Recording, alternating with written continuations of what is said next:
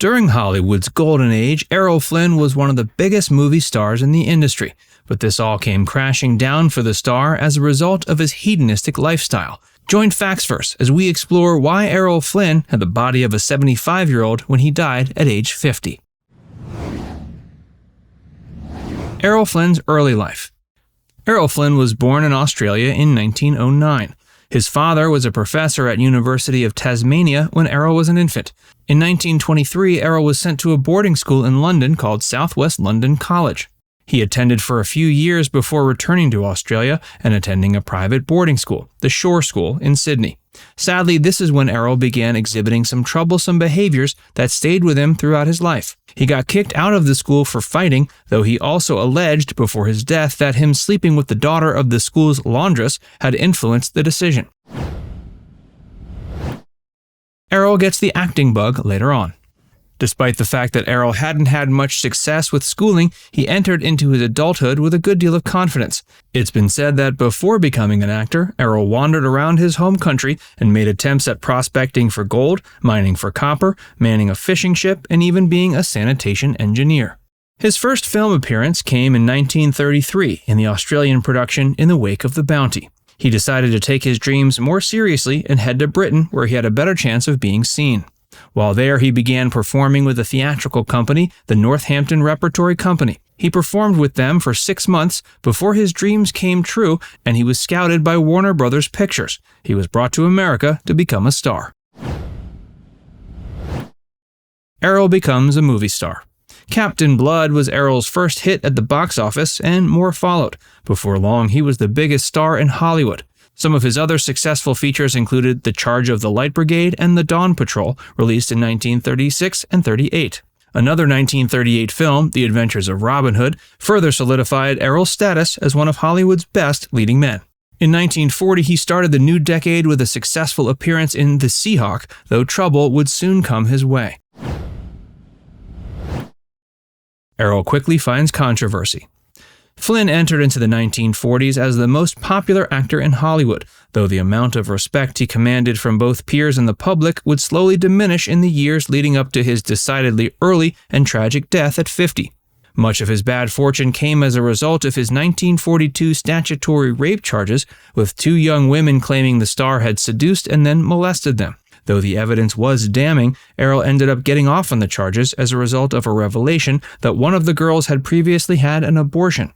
Though the abortion was completely unrelated to the matters at hand, the fact that she had ever had one suggested to the court that she had no moral character.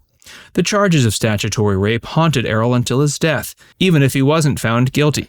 Errol had also become known for his excessive drinking and penchant for adultery. He married his first wife, Lily Demita, in 1935, and he divorced her around the time of the rape charges.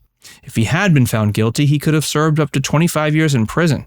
Before we tell you more about Errol Flynn, be sure to give this video a like and subscribe to Factsverse if you haven't already. Flynn was too unhealthy to serve in World War II. By the time America entered World War II, the public wasn't very fond of Errol Flynn. He had been one of the biggest stars in the world only years prior, but his debaucherous lifestyle had turned off the majority of his audience. The actor thought he could potentially win back some of the public's respect by serving in the war, but his years of alcohol abuse made it so he was deemed physically unfit to do so. He fell into a deep depression and went on to increase his debaucherous behavior in the ensuing years. By the start of the 1950s, Errol was no longer a big draw at the box office. His 1951 feature, Adventures of Captain Fabian, was a financial failure, and so was the subsequent Maru Maru in 1952. After a little over a decade, Errol had fallen from grace. Errol Flynn's health takes a turn. His physical and mental health also began to decline considerably. During the production of the aforementioned films, he was said to be having trouble with short-term memory. In the wake of his failures towards the beginning of the 50s, Errol traveled to Europe to make what he hoped would be a triumphant return with The Master of Ballantrae. Sadly, when the film was released in 1953, it wasn't met with anywhere near the level of acclaim Errol had been hoping for. He began brainstorming a new starring vehicle that he'd produce himself. That was a classic rendition of the story of William Tell, with Errol starring in the lead role. Sadly, though parts of the project were filmed, it was never finished. To make matters worse, Errol ended up blowing the entirety of his remaining fortune on the film's failed production. More downtrodden than ever before, he sunk deeper into alcoholism. Over the course of the later 50s, he was a fat, drunken slob spending the majority of his time cruising on his yacht.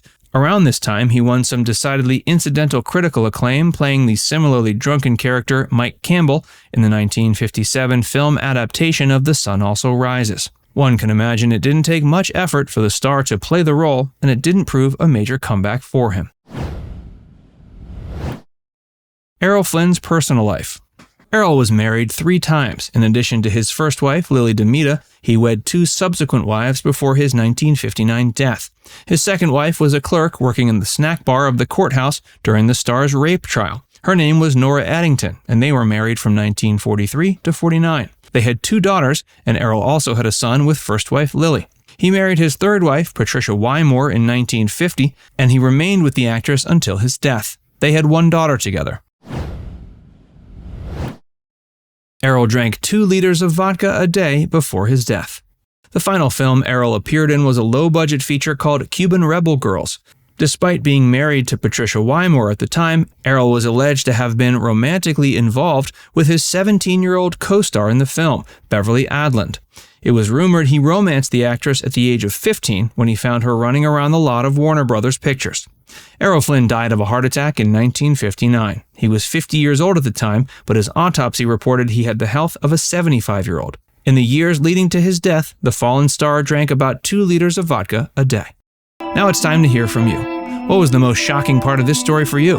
Let us know in the comments section below. And before you go, make sure you give this video a like and subscribe to Factsverse if you haven't already.